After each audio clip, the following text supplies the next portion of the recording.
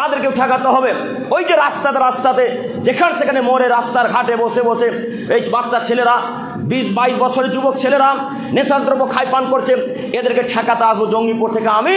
না, এই গ্রামে যারা দায়িত্বে আছে সর্দার সভাপতি কেস ছিল যে তারা ঠেকাবে, আমি তো ঠেকাতে আসবো জঙ্গিপুর থেকে, প্রতিদিন আমার আসা সম্ভব নয়। এই গ্রামের যারা দায়িত্ব নিয়েছে যুবক সম্প্রদায়, এদেরকে ঠেকাতে হবে। এই কথা আল্লাহ এদেরকে জিজ্ঞাসা করবে।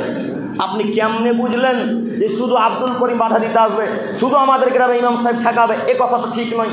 এই গ্রামে যত দায়িত্বশীল আছে প্রত্যেকটা দায়িত্বশীলকে কাজ করতে হবে, প্রত্যেকটা মানুষকে। কই একদিন বলেছেন ওই যে কত ছেলে রাস্তাতে বসে মদ পান করে, একদিন ঠেকিয়েছেন? একদিনও তো ঠেকাতে পারলেন না। কেমনে আশা করে সমাজ পরিবর্তন করবেন? কিভাবে আশা করছেন সমাজ পরিবর্তন করবেন? অসম্ভব, কখনো নয়। ততক্ষণ পর্যন্ত সমাজ পরিবর্তন হবে না যতক্ষণ পর্যন্ত যুবকদেরকে পরিবর্তন না করবেন। যারা নেশাদ্রব্য খায় পান করছে তাদেরকে ঠেকান।